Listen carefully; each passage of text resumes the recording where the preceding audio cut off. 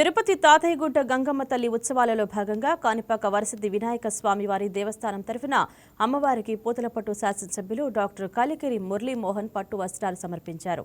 ఈ సందర్భంగా తాతయ్యగుట్ట గంగమ్మ తల్లి దేవస్థానం చైర్మన్ శ్రీ మహేష్ యాదవ్, ఈవో జయకుమార్ స్వాగతం పలికి స్వామివారి తీర్థ ప్రసాదాలు అందజేశారు. ఈ కార్యక్రమంలో ప్రముఖ సినీ దర్శకుడు బోయపాటి శ్రీను, కాణిపాకం దేవస్థాన ట్రస్ట్ బోర్డు సభ్యులు అనసూయ, శ్రీవాణి, సుబ్బారెడ్డి, సూపరింటెండెంట్ కోదండపాణి, స్థానిక నాయకులు, ప్రజాప్రతినిధులు తదితరులు పాల్గొన్నారు.